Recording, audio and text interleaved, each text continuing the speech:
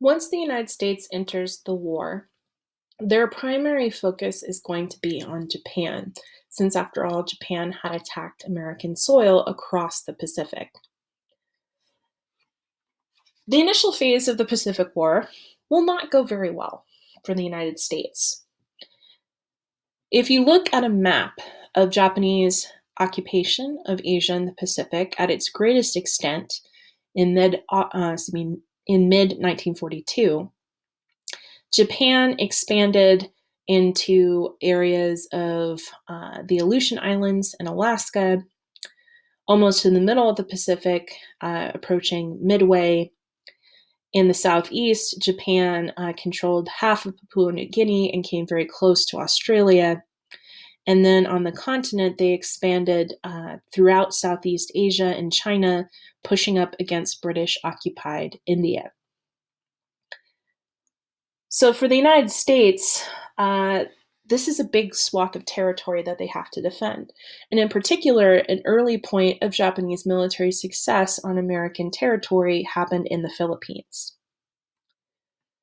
In the Philippines, the initial attack on Manila on American military installations on December 8th, 1941 was followed by a full-fledged invasion of the Philippines. In the end, American and Filipino troops were forced to surrender to the Japanese, resulting in the Bataan Death March, where 78,000 American and Filipino troops were captured and forced on a death march to prison camps. Many soldiers died both on the march to these camps and in these camps due to horrible conditions. This led many of these men to adopt a sort of unofficial theme song as they were on this march. We are the battling bastards of Bataan. No mama, no papa, no Uncle Sam. So the notion these soldiers had was that they basically had been abandoned, hung out to dry by the United States. The United States initially talked about what they should do in their Pacific strategy. Should the focus be on liberating the Philippines, which was home to millions of people, which was an American territory where a lot of servicemen had been captured and kept in these horrible conditions, or should the focus be on trying to attack Japan directly? The United States ends up curbing the expansion of Japan, at least as far as into the Eastern Pacific, at the Battle of Midway in 1942, inflicting very heavy damage on the Japanese Navy. And at that point, the United States decided that the best possible strategy for their success in the Pacific was what they called island hopping. So in other words, the liberation of the Philippines would be put on hold, and the focus would be on gaining territory, island territory, back from the Japanese, trying to get closer and closer to Japan so that we could conceivably use these islands as a jumping off point for long-range bombing campaigns against the Japanese. Guadalcanal was one of the first islands that was part of this island hopping campaign. The battle at Guadalcanal lasted over a period of about 4 months in late 1942 and early 1943. And Guadalcanal demonstrated that this is going to be a very long-term strategy. The United States realized the Japanese forces were very much dug in on these islands. They had basically made them into fortresses. And the closer that Americans got in terms of geographically to Japan on these island campaigns, the more resistance they encountered from the Japanese, the bloodier and the longer these battles took.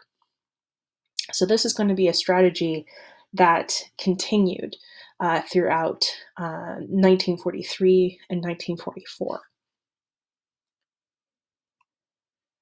The United States also now had to deal with being at war with Europe, because Germany and Italy had declared war on the United States. And when the United States formally enters the war in Europe in 1941, Great Britain and the Soviet Union in particular say, wonderful, welcome to the war. Once again, you're late. They always arrive late to the World War. And it would be really helpful for us if you could please invade, France. In particular, the Soviet Union while Adolf Hitler will eventually lose to the Russian winter, was losing a lot of people due to the Nazi invasion of Russia. And so the Soviet Union really wants the United States to open up a Western front and to force Germany to have to send troops to divide their troops between Russia and France. And the United States goes, you know what? We got a better idea. We're going to invade Africa. To which the rest of the Allies go, really? Really? The United States' logic for invading North Africa was that Italy was the weakest link of the Axis powers. So if you invaded North Africa and you took back territory from Germany and Italy there, then you could use that as a springboard to launch a full-fledged attack against Italy and knock them out of the war. They were in fact right. Italy was the weakest link. Italy has a habit of switching sides every time there's a world war. So this is what we call Operation Torch, this notion that we're going to invade and occupy North Africa, and that will allow us to springboard from there a campaign against Italy. But if the United States is going to be successful in invading North Africa, we have to be able to get troops and supplies over there. And just like in World War I, the Germans are very, very strong with their submarine fleet in the Atlantic. The Allies, fortunately, however, had a very new technology called sonar. They also had a new technology called radar at this time. And this will eventually enable the Allies to win what's called the Battle of the Atlantic and control vital shipping lanes between the United States and Europe.